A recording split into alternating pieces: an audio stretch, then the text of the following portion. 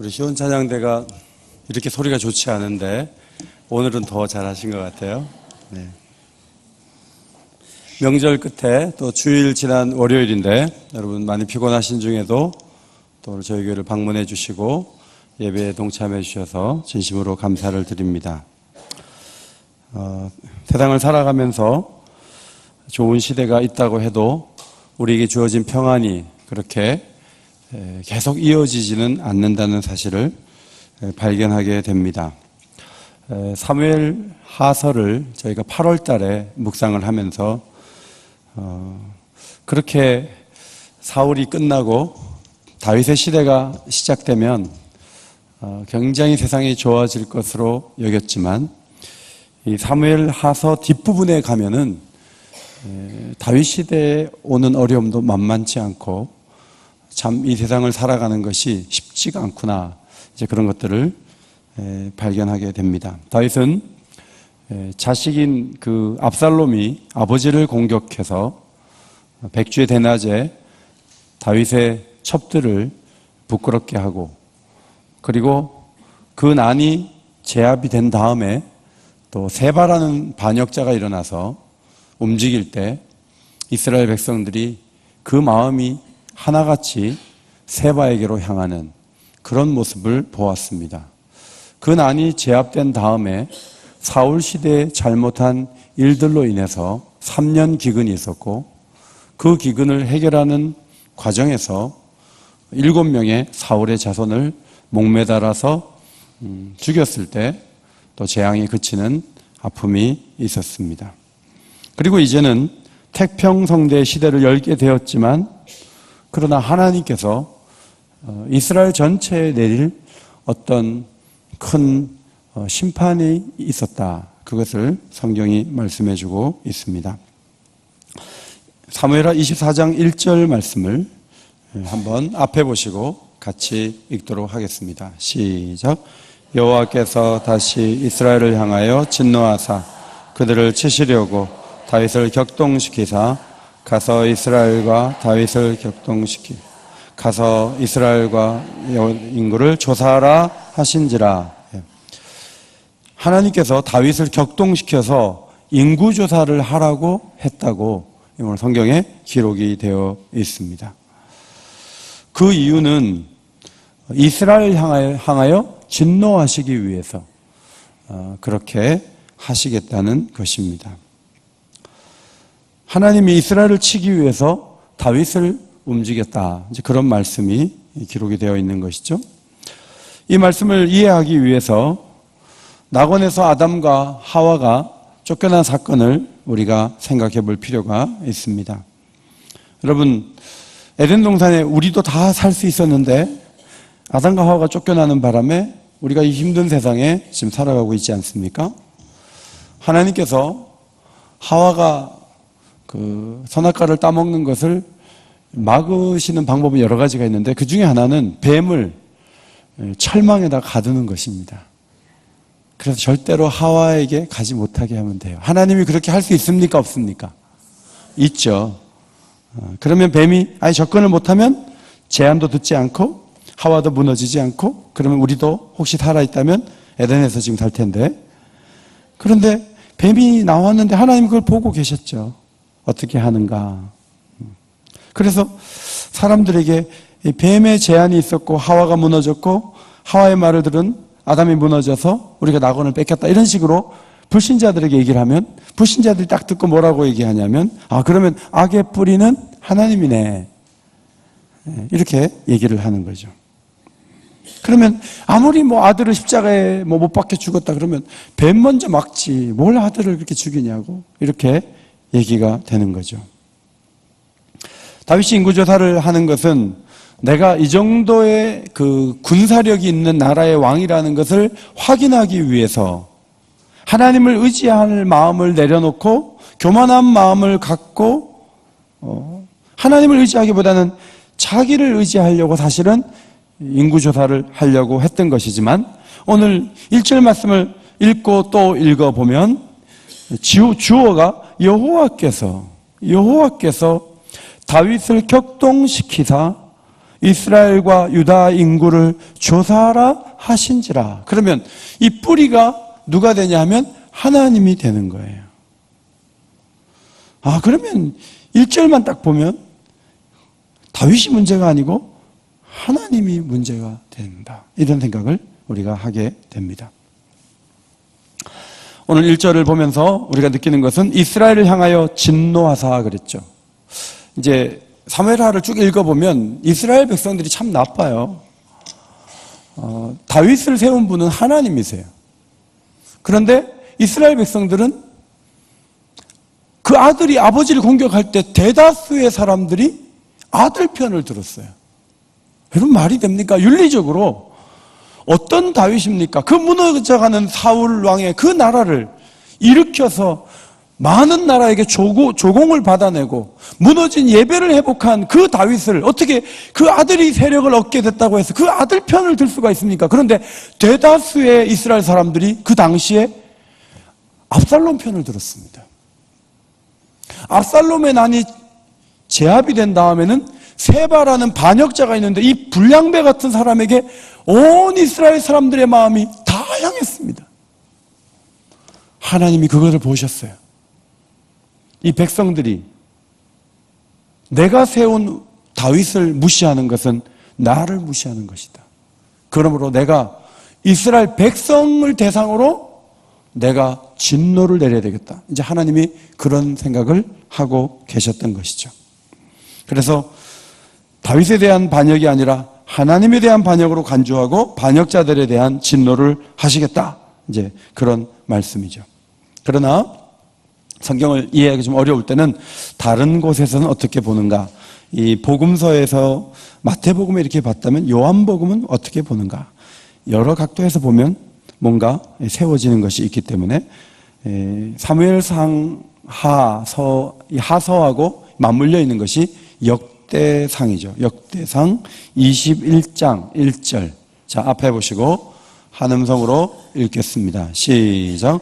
사탄이 일어나 이스라엘을 대적하고 다윗을 충동하여 이스라엘을 계수하게 하니라. 자, 여기서는 주어가 하나님이 아니고 누가? 사탄이 일어났다는 거예요. 사탄이 일어나서 이스라엘 대적하고 다윗을 충동해서 이스라엘 백성의 그 숫자를 계수하게 했다.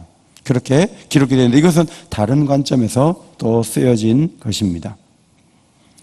다윗이 인구조사를 하게 되었고 그 결과 이스라엘 전체가 하나님의 징계를 받게 된 것과 관련한 말씀이라고 봅니다.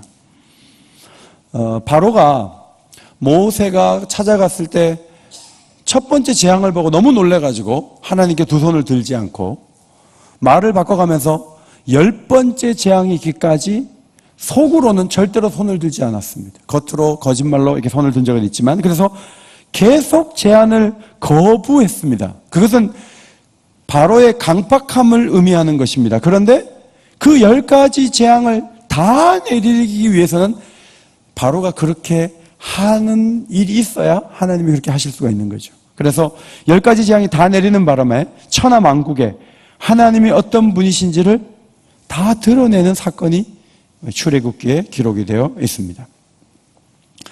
사탄과 하나님이 대화를 하다가 아이고 까닭 없이 그렇게 예배하고 하겠어요.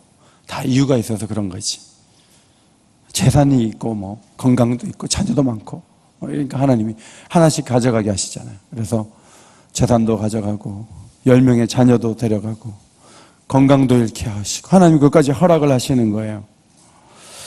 여러분 욥은 엄청난 어려움을 당해요. 그런데 우리가 욥기서를 읽으면서 뭘 느끼냐면 욥이 잘못한 게 없어요. 그런데 이유도 없이 영적인 대화가 하늘에서 이렇게 있었고 그 하늘의 대화의 결과 욥은 재산도 없어지고 자식도 죽고 몸의 건강도 무너지고 그러면서 우리가 야 욥이 잘못한 것도 없는데 왜 욥이 그런 일을 당해야 되지?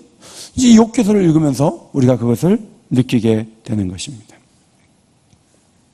인생을 살아가면서 우리도 나이가 들면서 좀 힘들 때가 있죠.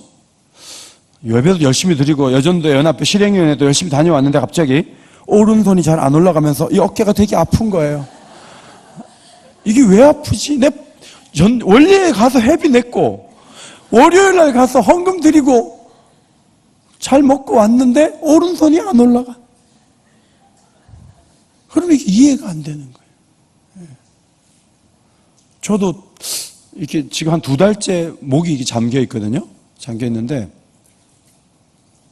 왜 그러지? 왜 목이 계속 잠겨 있지? 사탕을 먹어도 안 되고.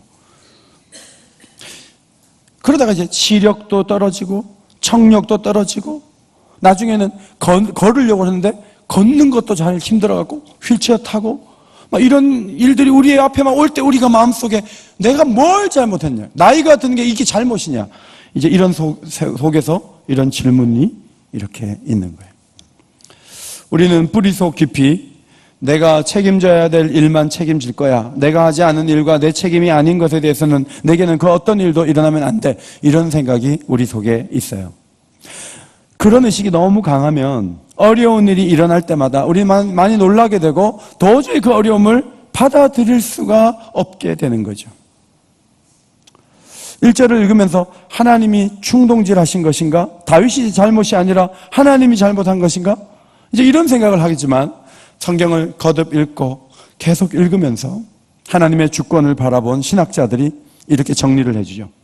하나님이 다윗에게 그런 마음을 허용하셔서 사단의 충동을 따라 다윗이 결국 인구조사를 하여 사람을 의지하려고 하였는데 그 배후에는 하나님의 섭리가 흐르고 있었다, 이렇게 보는 거예요. 한번 읽을까요? 시작. 하나님이 다윗에게 그런 마음을 허용하셔서 사단의 충동에 따라 다윗은 결국 인구조사를 하여 사람을 의지하려고 했는데 그 배후에 하나님의 섭리가 흐르고 있었다. 이것이 신학자들의 해석이에요. 그 섭리 가운데 하나가 뭐냐면 상황에 따라서 여기 붙었다 저기 붙었다 하던 사람들, 이스라엘 백성들을 하나님이 배신했던 사람들을 징계하기 위한 하나님의 목적이 있었다는 것이죠. 아들이 맨날 늦게 돌아와요. 아버지가 나를 딱 잡아서 혼을 내려고 하는데 혼을 내려고 하는 그날도 아버지한테 와갖고 아빠 오늘 친구가 만나자고 하는데 금방 들어올게요 했는데 이 녀석이 오늘도 금방 안 들어올 게 뻔해요. 갔다 와. 그리고 아버지는 집에서 매를 딱 다듬고 있었어요. 이 녀석은 평일에 한 것처럼 그날도 밤 1시에 들어오는 거예요. 근데 아버지가 그날은 딱 기다리고 있었어요. 그리고 1시에 딱 들어온 녀석을 매를 대면서 네가 요즘에 이렇게 살아서 되겠느냐, 학점은 F2성이고 밤마다 늦게 들어오고 이게 되느냐 하면서 막 야단을 치는 거예요. 그럴 때 막 때리려고 하는데 저 오늘도 잠깐 나갔다 오면 안 돼요? 할 때 아버지가 갔다 와 하는 거는 허락한 겁니까? 오늘 날 만났다고 하는 겁니까? 아버지가 나가라 그랬습니까? 지가 나갔습니까? 쥐가 나갔어요. 그런데 그날이 안 믿는 사람들 말로 제삿날이었어요. 그래서 그날도 뭣도 모르고 갔다 왔는데 그날은 보통 날과 다르게 심판이 오게 된 거죠. 뒤에 뭔가 아버지의 그 목적한 바, 그것이 흐르고 있는 거예요. 요셉이 자신을 인신매매했던 형들, 또 자기가 안 그런 거 알면서 부인의 행실이 그 정도 되면 옛날에도 많이 그랬던 여자예요. 그런데 보디발의 아내가 그렇게 했다 그래서 보디발이 굳이 자기가 감옥에 가도록 한, 그 보디발을 권력을 더 가졌을 때 보디발을 사실 만나가지고 단판을 지어야 되지 않겠습니까? 그리고 보디발의 아내를 불러갖고 삼자 대면을 하고 그 다음에 자기가 꼬매몽 해줬는데 잊어버린 그 2년이나 잊어버린 장관도 부르고 나중에 형들 다 만나가지고 단판을 짓고 채찍질을 하고 뭐 이렇게 해야 되는데 요셉의 마음속에는 그런 마음이 전혀 없었어요. 형들도 안 부르고 보디발의 부인 그리고 2년 동안 잊었던 장관 부를 필요가 없어요. 왜냐하면 요셉의 마음에 뭐가 있냐면 저들이 내게 악을 행하고 나를 잊고 나를 억울하게 했다 할지라도 그 뒤에는 하나님의 섭리가 흐르고 있었고 하나님의 섭리는 악하고 힘든 것들도 선하게 바꾸는 능력이 있다. 이것이 요셉이 가졌던 믿음이에요. 그 믿음에 대한 말씀이 창세기 50장 29절로 31절입니다. 자, 앞에 보시고 같이 한번 읽겠습니다. 두려워하지 마소서. 시작. 두려워하지 마소서. 내가 하나님을 대신하리이까. 당신들은 나를 해하려 하였으나 하나님은 그것을 선으로 바꾸사 오늘과 같이 많은 백성의 생명을 구원하게 하시려 하셨나니 당신들을 두려워하지 마소서. 내가 당신들과 당신들의 자녀를 기르리이다 하고 그들을 간곡한 말로 위로하였더라. 하나님은 그것을, 인신매매하는 그것을 선으로 바꾸셨단 말이죠. 그래서 당신들은 나를 악하게 하게 했고 나는 너무 고생을 했지만 결국 하나님이 많은 사람의 생명을 살리려고 이 자리에 두시려고 그렇게 한 거니까 내가 이제 와가지고 아버지 죽었다 그래서 보복하거나 난 그렇게 하지 않습니다. 그렇게 이야기한 모습을 보게 됩니다. 제가 담양이라는 곳에 갔는데 거기 메타세콰이어 나무가 약 한 2kg 정도 쫙 되는데 50년 전에 이게 누가 심었대요. 제가 사진 찍어 갖고 왔는데, 이 나무가 막 수십 미터 이렇게 있는데 이게 미국의 무슨 국립공원도 아니고 한국에서 이렇게 큰 나무가 높이 자란 나무가 있을 수가 있겠는가 해서 한 1km 정도 이렇게 걸었어요. 그래서 제가 이 나무가 어떻게 해서 이렇게 크게 되었는가. 물론 메타세콰이어 나무 자체가 굉장히 크게 자라는 속성은 있지만 대한민국에 나무를 심어가지고 이렇게 크게 자라는 게 사실 지형이나 계절이나 여러 가지를 볼 때 어려워요. 그런데 참 이 나무가 이렇게 잘 자란 거 너무 멋있다 하고 쭉 걸으면서 제가 분석을 해봤어요. 분석을 해봤는데 오른쪽에는 늪지대예요. 그러니까 물이 계속 있는 거예요. 그리고 왼쪽에는 이만한 시내가 흐르는데 사시사철 물이 계속 흐르는 거예요. 아무리 가물어도 물이 흐르고 옆에는 늪이 있고. 그러니까 이 나무가 그렇게 크게 된 것은 뭔가 뒤에 흐르고 있기 때문에 그런 거예요.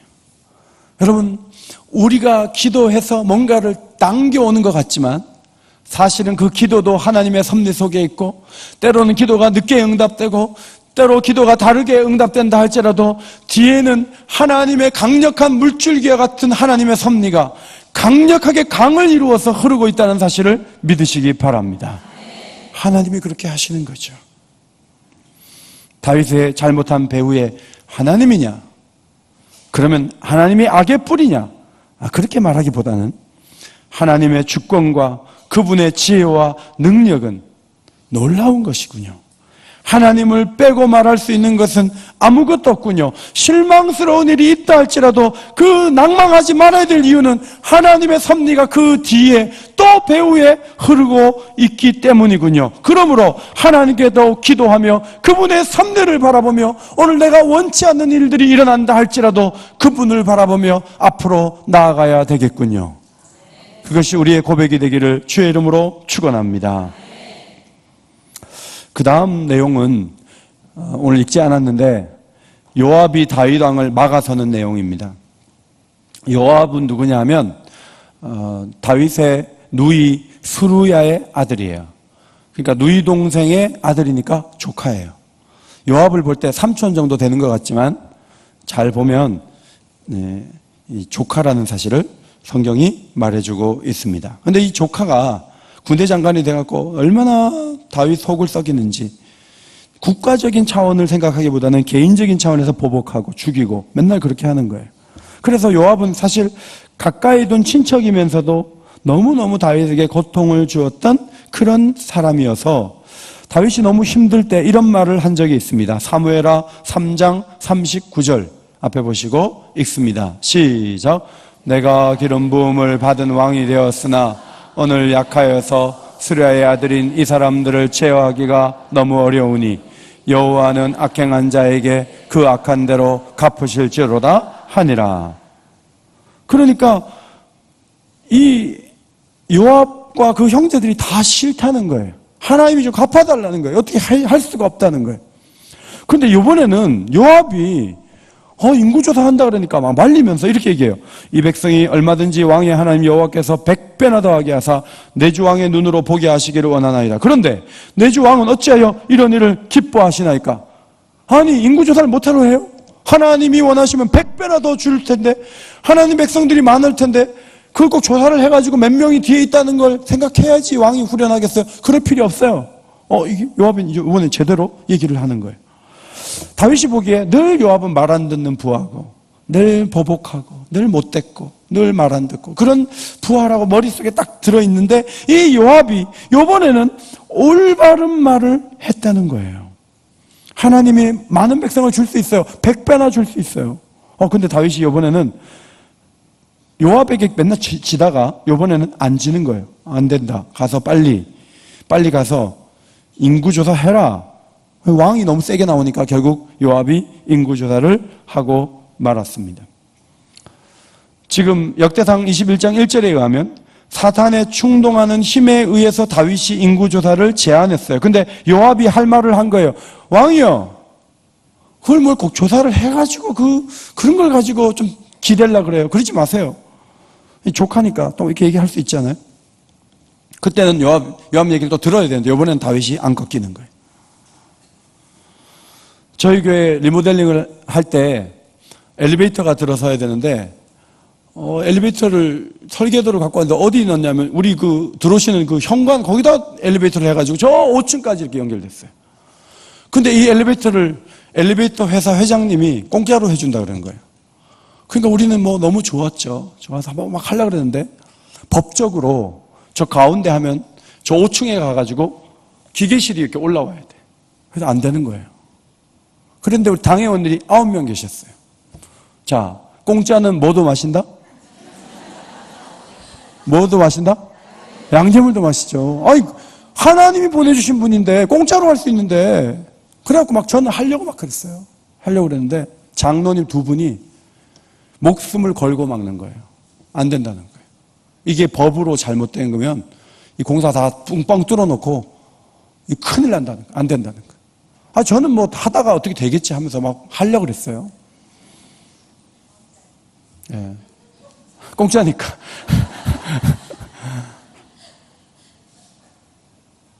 근데 어떤 존경하는 목사님께 여쭤봤더니 그 장로님 두 분까지 하나가 될 때 해야 된다.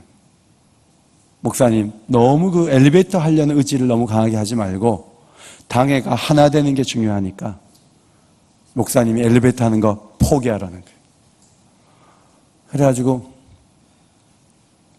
속이 너무 상해가지고 일주일 동안 울고 다녔어요. 그리고 당회 안에서 제가 엘리베이터 안 하는 게 좋겠다 이렇게 딱 얘기했더니 하자고 했던 7분이 그게 맞다 이렇게 하면서 쉽게 그래서 9분이 그냥 하나가 딱 금방 되는 바람 그게 더 화가 나는 거예요. 하려는 분들이 별로 하려는 의지가 없었어요. 나 혼자 막 하려고 했던 거예요. 그래서 막 일주일 동안 울고 다니면서 그냥 줘도 못해. 오긴교회는 그냥 줘도 못해. 막 이러면서 막 그랬어요. 그리고 강단에 올라와서 막 울면서 기도하는데 하나님이 이 설계하는 사람한테 전화를 자꾸 하라는 사인을 주세요.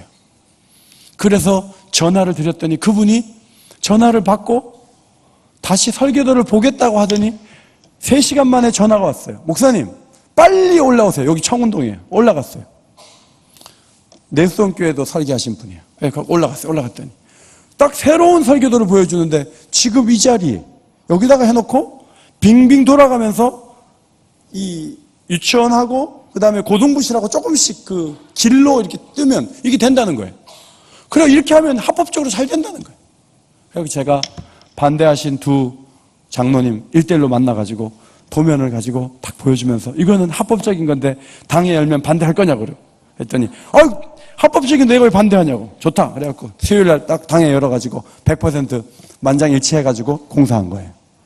지금 지나고 나니까 그 장로님 두 분이 교회를 살린 거예요. 여러분 목사님은 항상 옳아요? 그렇지 않아요. 어떨 때는 어떤 장로님이 목사님보다 옳을 수가 있어요. 여러분, 집안일을 하다 보면은 남편이 옳아요, 여자가 옳아요, 남자가 옳아요 할 때 99%는 누가 옳아요? 여자가 옳아요. 그걸 인정하지 않는다면 그건 인생을 모르는 사람이에요. 99%는 여자가 옳아요. 그런데 어떤 날은 남편이 옳다는 것을 깔고 들어가야 신앙인이에요. 만약에 여러분이 이제까지 한 걸로 봐서는 내가 답이야, 난 내 맘대로 할 거야, 이제 남편이 힘도 없고 퇴직도 했고 내가 멱살 잡고 살 거야. 근데 그 남편의 입에서 하나님의 뜻이 나올 때가 있어요. 그것을 들을 수 있을 때 여러분은 진정한 신앙인이 되는 줄 믿습니다. 원고에 없는 얘기. 어쨌든 요압의 말을 들었어야 된다는 것입니다. 열왕기상 3장 9절에 듣는 마음을 종에게 주사 선악을 분별하게 하옵소서. 듣는 마음을 종에게 주사. 귀가 얇아서 모든 얘기를 듣는다는 게 아니라 하나님이 누구를 통해서 말씀을 하실 때가 있는데 그 얘기를 들을 줄 알아야 되는데, 어떨 때는 나귀를 통해서도 들려주셨고 어떨 때는 불신자를 통해서도 말할 때가 있어요. 그때 교회도 안 다니는 게 자기가 뭘 안다고 이러지 마세요. 안 믿는 사람이요, 어떨 때는 우리보다 지혜로운 말을 전해줄 때가 있어요. 가끔이지만 그때 이게 혹시 하나님 뜻이 아닐까 한번 돌아볼 수 있는 마음이 필요한 것이죠. 지도를 보시면은 단에서 브엘세바까지, 남쪽 브엘세바, 우리로 말하면 마라도에서부터 저 한경도 저 끝에까지 인구를 조사하는데 요압이 9달 20일 걸렸어요. 9달 20일. 이스라엘 나라가 강원도 그 정도밖에 안 돼요. 그럼 뭐 그거 하는데 9달 20일 걸립니까? 그런데 요압이 굶뜨기 하는 거예요. 하기 싫은데 막 억지로 하는 거예요. 해서 전쟁에 나갈 수 있는 사람을 세보니까 이스라엘 중에 80만 명, 유다 사람 중에 50만 명, 합하면 몇 명? 지금 이 계산이 안 되는 분은 조는 분이에요. 몇 명? 130만 명. 130만. 그러니까 인구가 500만에서 한 600만 정도 될 것이라고 추론을 할 수가 있죠. 자, 딱 조사를 하고 나니까 너무 좋은 게 아니에요. 너무 좋은 게 아니고 갑자기 마음속에 허무한 거예요. 허무한 거예요. 10절 말씀입니다. 이 일을 행함으로 큰 죄를 범하였나이다. 여호와여, 이제 간구하옵나니 종의 죄를 사하여 주옵소서. 내가 심히 미련하게 행하였나이다. 인구조사 그렇게 할 필요 없었어요. 하고 나니까 내가 이 숫자 의지를 하려고 내가 했구나 하고 딱 후회가 되면서 하나님 앞에 회개 기도가 나오게 되는 거죠. 여러분, 우리가 이 세상을 살아가면서 우리가 정말 원하는 거 있잖아요. 그거 한다 그래서 속이 후련해지느냐? 사실 그렇지 않아요. 세상적인 것, 내가 의지하려고 했던 거, 그거 하려고 해도 별로예요. 별로예요. 노트 7이 나와서, 갤럭시 노트 7이 나왔는데 막 줄 서가지고 샀어요. 샀는데 막 여기저기서 터져가지고 막 불나고 막 자동차 터지고 막 그래가지고 그 얘기 들으면서 노트 7이 이제는 폭탄이 됐어요. 그 젊은이들이 그걸 막 사려고 너무 했었는데 딱 사고 나니까 근심거리가 되는 거예요. 너무 집을 무리하게 살 필요가 없는데 너무너무 살려고 해서 딱 입주하는데 그 다음부터 이제 할부금 들어가야 되는데 막 머리가 아파오기 시작하는 거예요. 세상에 많은 것들이 우리가 추구하고 그것만 있으면 좋을 것 같고 막 열심히 해서 손에 딱 넣는 순간에 이게 잘못된 거구나, 이게 별로구나, 이게 세상의 목표들이에요. 여러분이 추구하는 것들은 영적인 것이고 손에 잡히지 않는 것이지만 그것을 잡게 될 때 더 큰 기쁨이 마음속에서 넘치게 되는 하나님의 선물이라는 것을 믿으시기 바랍니다. 하나님 우리에게 주는 건 정말 좋은 거예요. 세상 것은 그렇지 않다는 거예요. 그러므로 우리가 기도할 때마다 그저 내가 원하는 것, 내 목적, 내 소원, 그거 이뤄봐야 나중에 후회하고 힘들 수 있어요. 항상 우리의 기도 속에 하나님의 영광과 하나님의 나라와 하나님의 이름이 높아지는 것이 우리 마음속에 소원이 되기를 주의 이름으로 축원합니다. 선견자 갓을 보내서 3가지 벌을 고르라고 하나님 말씀하셨습니다. 첫 번째, 7년 기근. 두 번째 사흘 전염병, 두 번째 석 달 원수에서 쫓겨다니는 것, 세 번째 사흘 전염병이에요. 그런데 하나님 손에 자기를 맡기겠다고 했습니다. 그래서 전염병이 왔는데 몇 명이 죽었냐면 이렇게 죽었어요. 몇 명? 잘 모르시네요. 몇 명이요? 70만 7만 7,707 뭐 성경을 읽어보면 7만 명이에요. 7만 명. 7만 명이 죽었어요. 그런데 이 재앙이 전염병이 퍼져서 7만 명이 죽어가는 과정에 하나님께서 가시라는 선지자를 보내가지고 알려주시는 거죠. 아라우나의 타작마당에서 여호와를 위해서 제단을 쌓아라. 번제와 화목제를 드려라. 그러면 그 땅을 위한 기도를 들으시고 재앙이 그치게 된다는 거예요. 이것이 사무엘하의 결론이에요. 여러분, 저는 사울이 이렇게 폭군이 나쁜 놈이 물러가고 다윗이 들어오면 다 해결되지 않겠나. 그래서 저는 계속 다윗이 대안인 줄 알았어요. 근데 다윗이 왕이 된 다음에 사실 어려움이 너무 많았어요. 성경을 읽어보면 다윗이 대안이라고 하기에는 너무 어려운 일이 많았어요. 아무리 좋은 대통령이 있으면 뭐예요? 세월호 막 들어가서 애들 몇백 명씩 막 죽고, 막 지진 나가지고 건물 무너지고, 엄청난 일이 터지면 아무리 위대한 대통령이 서 있으면 뭐 할 거예요? 어떤 사람이 서가지고 이 세상의 재앙과 아픔들이 해결되느냐? 성경은 다윗이라도 안 된다는 거예요. 이 재앙이 그치는 방법이 무엇인가? 아라우나의 타작마당에서 번제와 화목제를 드리는 것이라는 말씀이죠. 사무엘서 기자가 결론적으로 보여주고자 했던 것은 아라우나의 타작마당이라는 것입니다. 이 타작마당에서 번제와 화목제를 드릴 때 재앙이 그치게 되었다는 것입니다. 역대하 3장 1절을 같이 한번 앞에 보시고 읽겠습니다. 시작. 솔로몬이 예루살렘 모리아산에 여호와의 전 건축하기를 시작하니 그곳은 전에 여호와께서 그의 아버지 다윗에게 나타나신 곳이요 여부스 사람 오르난의 타작마당에 다윗이 정한 곳이라. 자, 여기 타작마당이 왜 중요하냐면 이 타작마당이 오르난이라는 말로 나왔지만 아라우나의 다른 이름이에요. 그러니까 여부스 사람 오르난, 아라우나의 타작마당을 정해놨는데 거기가 나중에 솔로몬이 성전을 건축한 땅이 되는 거예요. 여러분, 마가복음 14장 58절에 우리가 그의 말을 들으니 손으로 지은 이 성전을 내가 헐고 손으로 짓지 아니한 다른 성전을 사흘 동안에 지으리라 하더라 하되, 예수님께 죄가 있는데 성전을 헐고 짓는다. 이 성전은 자기 몸을 가리킴이라. 요한복음 2장 19절 예수께서 대답하여 이르시되 너희가 이 성전을 헐라 내가 사흘 동안에 일으키리라. 이 성전은 예수 그리스도의 몸을 의미하는 것이죠.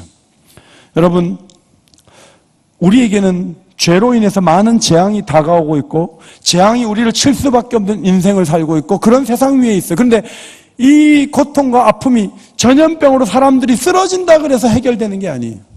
이 많은 죄로 인한 재앙과 아픔을 해결할 수 있는 분은 성전으로 오신 예수 그리스도 한 분이신 줄 믿습니다. 우리가 많은 선행을 한다고 할지라도 그것이 죄를 없애주는 것도 아니고 재앙으로 쓰러진다고 할지라도 그것이 죄가 사라지는 방법이 아니에요. 하나님이 궁극적으로 이 땅에 있는 모든 재앙들을 막아줄 수 있는 방법은 십자가 위에서 제물이 되어서 죽어주신, 제사장이 되어서 자신을 하나님의 희생 제물로 올려주신 예수 그리스도의 희생을 바라볼 때 우리에게 다가오는 모든 재앙을 하나님이 막아주실 줄 믿습니다. 그러므로 여러분이 새벽마다 주님 앞에 나가서 기도하는 것은 너무너무 중요한 거예요.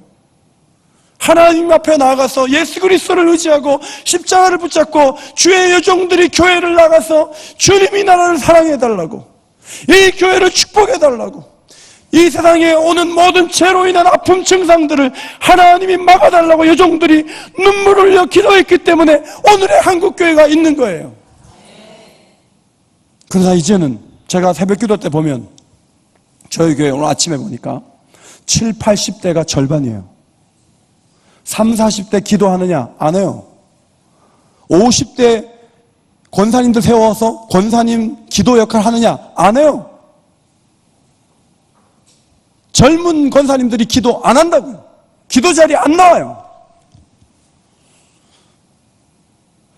선행을 해서 재앙을 막아요? 예배를 많이 드려서 막아요? 아니에요. 십자가의 은혜를 의지하고 눈물 흘리는 하나님의 종들이 깨어있을 때 모든 재앙을 예수 그리스도의 그 능력이 막아주실 줄 믿습니다. 그걸 우리가 의지해야 돼요. 실행회를 마친 후에 여러분 교회로 돌아가서 새벽을 깨우는 여종들이 되시기를 바랍니다. 갈보리 십자가를 의지하시기를 바랍니다. 예수님은 우리가 아는 것 이상으로 위대한 분이고 그분의 이름의 능력은 대단한 것이에요. 오늘날 우리에게 다가오는 수많은 어려운 문제들, 지진이 저 땅 속에서 일어나는데 우리가 무슨 힘으로 그걸 막아요? 기도하는 사람들, 십자가를 의지하는 교회들, 그들이 있을 때 그 땅을 고쳐주시고 막아주실 줄 믿습니다. 기도하겠습니다. 하나님 고맙습니다. 옥인교회 경건한 귀한 여종들을 많이 보내주셔서 감사합니다. 하나님의 섭리를 신뢰하게 하시고 열린 마음으로 듣게 하시며 예수 그리스도를 늘 의지할 수 있는 하나님의 백성들 다 되게 하여 주옵소서. 주를 위해서 애쓰는 여종들의 건강을 지켜주시고 믿음을 지켜주시고 가정을 지켜주시고 자녀들의 신앙을 지켜주옵소서.